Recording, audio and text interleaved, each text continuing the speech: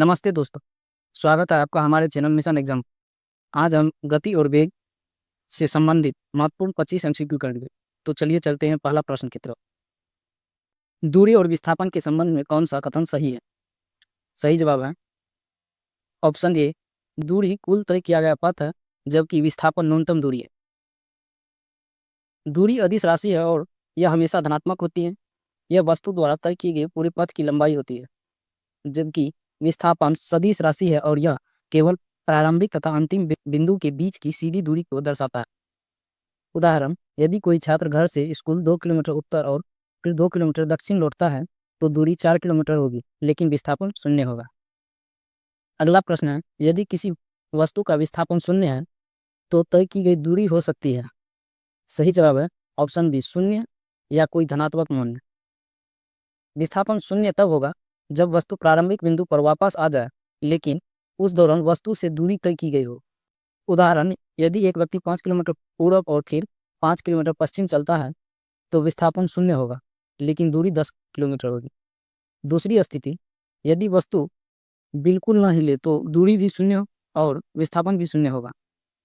अगला प्रश्न है, दूरी और विस्थापन के संबंध में कौन सा कथन असत्य है? सही जवाब है सी, विस्थापन का परिमाण दूरी से अधिक हो सकता है। विस्थापन का परिमाण कभी भी दूरी से अधिक नहीं हो सकता। अधिकतम स्थिति में विस्थापन और दूरी बराबर हो सकते हैं जब वस्तु सीधी रेखा में बिना दिशा बदले चलती है।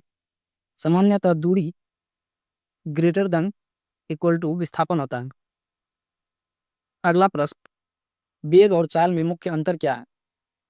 सही जवाब है चाल अदिश है, वेग सदिश है। चाल केवल वस्तु की गति की दर को दर्शाती है, इसमें दिशा का महत्व नहीं है। वेग चाल की तरह है लेकिन इसमें दिशा भी शामिल होती है। उदाहरण, यदि कार 60 किलोमीटर प्रति आवर की चाल से उत्तर की ओर चल रही है तो 60 किलोमीटर प्रति आवर चाल है और 60 किलोमीटर प्रति आवर उत्तर वेग है। अगला प्रश्न है, औसत औसत वेग किससे परिभाषित होता है? सही जवाब है ऑप्शन बी, कुल विस्थापन बटा कुल समय। औसत वेग बराबर कुल विस्थापन बटा कुल समय यह दिशा सहित परिभाषित होता है, जबकि औसत चाल बराबर कुल दूरी बटा कुल समय। यदि वस्तु एक ही दिशा में चल रही है तो औसत चाल और औसत वेग समान होंगे। अगला प्रश्न है, यदि कोई कार 60 किलोमीटर उत्तर है और फिर 60 किलोमीटर दक्षिण 2 घंटे में चलती है तो औसत वेग होगा। सही जवाब है 0 किलोमीटर पर आवर। कुल विस्थापन 0 है क्योंकि प्रारंभिक और अंतिम स्थान समान है। औसत वेग बराबर विस्थापन बटा समय, 0/2 equal to 0 kilometre per hour. हालांकि दूरी 120 किलोमीटर तय हुई है, इसलिए औसत चाल 60 किलोमीटर होगी, लेकिन औसत वेग 0 होगा। अगला प्रश्न, त्वरण किसे कहते हैं? सही जवाब है वेग में परिवर्तन की दर। त्वरण समय के प्रति वेग में परिवर्तन। यदि वेग बढ़ रहा है तो धनात्मक त्वरण, यदि घट रहा है तो ऋणात्मक निमंदन होगा। अगला प्रश्न, समान गति का अर्थ है? सही जवाब समान दूरी समान समय में तय करना। समान गति में वस्तु बराबर बराबर समय में बराबर दूरी तय करती है। यदि दूरी अलग अलग समय में समान नहीं है तो गति असमान होगी। अगला प्रश्न है, समान त्वरण का अर्थ है? सही जवाब ऑप्शन ए, वेग में समान परिवर्तन समान समय में। समान त्वरण का अर्थ है कि हर इकाई समय में वेग का परिवर्तन समान है। उदाहरण, मुक्त पतन में गुरुत्वाकर्षण जी इक्वल टू 9.8 मीटर पर सेकंड स्क्वायर अस्थिर त्वरण है। अगला प्रश्न है, एक कार 20 मीटर पर सेकंड से 30 मीटर पर सेकंड तक 5 सेकंड में वेग बढ़ाती है, उसका त्वरण होगा। सही जवाब है 2 मीटर पर सेकंड स्क्वायर। त्वरण बराबर अंतिम वेग माइनस प्रारंभिक वेग बटा समय होता है। 30 माइनस 20 बटा 5 बराबर 5 बराबर 10/5 बराबर 2 मीटर पर सेकंड स्क्वायर। इसलिए कार का त्वरण 2 मीटर पर सेकंड स्क्वायर है। अगला प्रश्न, त्वरण का सूत्र क्या है? सही जवाब है ए बराबर v माइनस यू बटे टी। त्वरण को समय के प्रति वेग में परिवर्तन से परिभाषित किया जाता है। यहाँ v अंतिम वेग, u प्रारंभिक वेग, टी बराबर समय है, तो ए बराबर v माइनस यू बटे टी। यदि v ग्रेटर देन u है तो धनात्मक त्वरण होगा, यदि v लेस देन u है तो ऋणात्मक मंदन होगा। अगला प्रश्न, त्वरण की SI इकाई और विमीय सूत्र क्या है? सही जवाब है ए, मीटर पर सेकंड स्क्वायर। SI इकाई और विमीय सूत्र LT-2। त्वरण बराबर वेग बटा समय बराबर मीटर पर सेकेंड बटा सेकेंड बराबर मीटर पर सेकेंड स्क्वायर। इसका विमीय सूत्र LD-2 है। यह दर्शाता है कि त्वरण वस्तु की स्थिति लंबाई में समय के वर्ग के अनुसार परिवर्तन है। अगला प्रश्न, गुरुत्वाकर्षण त्वरण जी का मान लगभग कितना होता है? सही जवाब है दोनों, 9 मीटर पर सेकेंड स्क्वायर, 10 मीटर पर सेकेंड स्क्वायर। पृथ्वी की सतह पर जी का औसत मान 9.8 मीटर पर सेकेंड स्क्वायर है, लेकिन गणना को सरल बनाने के लिए इसे कई बार 10 मीटर पर सेकेंड स्क्वायर लिया जाता है। इसका मान ध्रुव पर थोड़ा अधिक और विषुवत रेखा पर थोड़ा कम होता है। अगला प्रश्न है, गति का पहला समीकरण कौन सा है? सही जवाब है option A v equal to U plus A T. गति का पहला समीकरण v equal to U plus A T है। यह वेग, प्रारंभिक वेग, त्वरण और समय के बीच संबंध दर्शाता है। यदि a इक्वल टू 0 हो तो v इक्वल टू यू होगा, यानी वेग स्थिर रहेगा। अगला प्रश्न है, ऊर्ध्वाधर ऊपर फेंकी गई वस्तु के लिए पहला समीकरण क्या होगा? सही जवाब है option B v equal to U minus G T. ऊपर की ओर फेंकी गई वस्तु का गुरुत्वाकर्षण नीचे की ओर कार्य करता है, इसलिए त्वरण ऋणात्मक होगा। इसलिए v equal to U minus G T. वस्तु उच्चतम बिंदु पर पहुंचने पर v इक्वल टू 0 हो जाता है। अगला प्रश्न है, v equal to U plus A T समीकरण में सभी पद की विमाएं क्या है? सही जवाब है ऑप्शन ए LT-1। वेग v u की विमा LT-1 है। a into T equal to LT-2 into T equal to LT-1। अतः सभी पदों की विमाएं समान है और LT-1 है। यह समीकरण का विमीय संगति दर्शाता है। अगला प्रश्न है, वैन डर वाल्स समीकरण में a की विमा क्या है? सही जवाब है ML5T-2।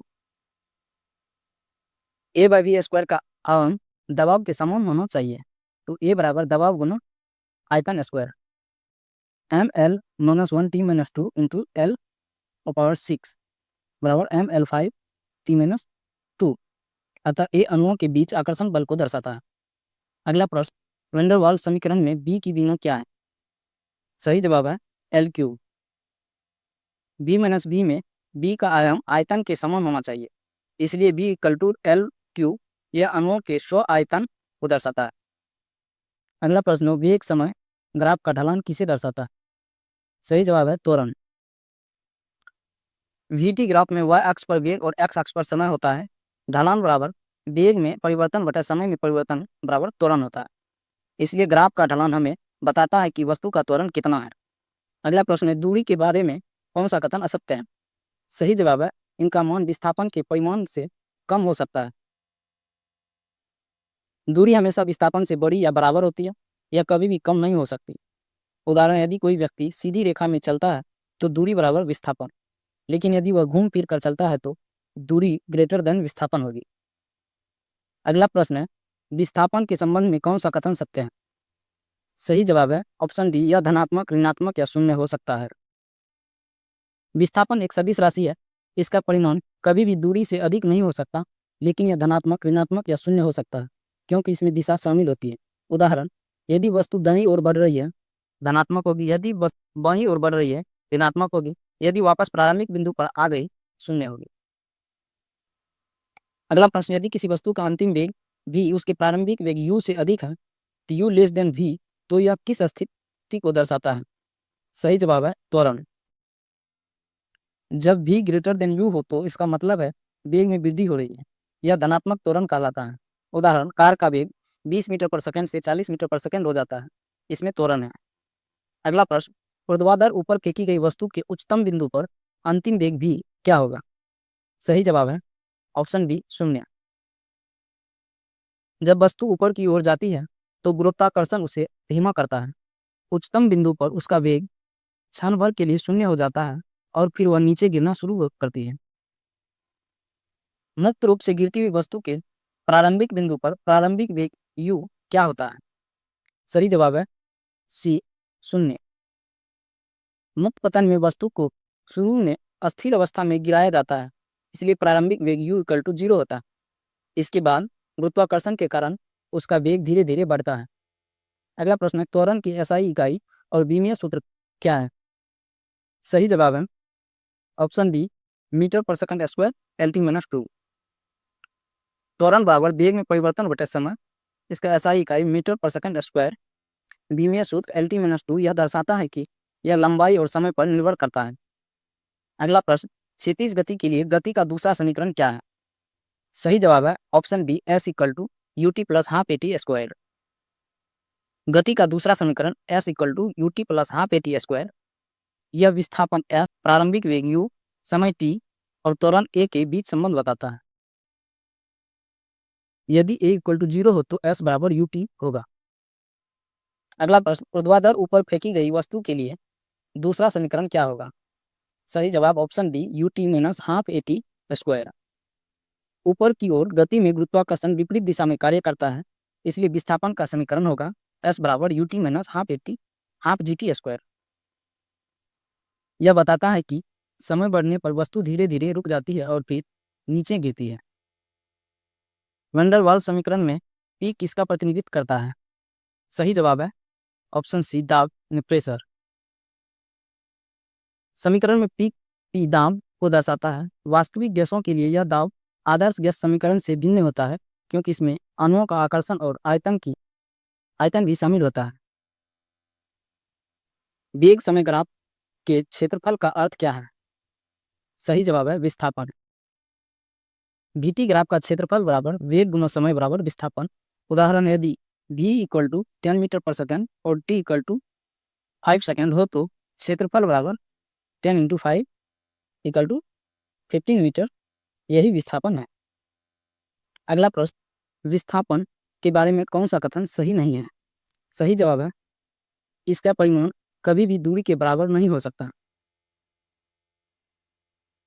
कभी कभी विस्थापन और दूरी बराबर होते हैं, जैसे जब वस्तु सीधी रेखा में एक ही दिशा में चलती है। विस्थापन हमेशा दूरी से कम या बराबर हो सकता है, लेकिन कभी अधिक नहीं। आज के लिए इतना ही, फिर मिलते हैं अगले रोज अगले टॉपिक के साथ। धन्यवाद।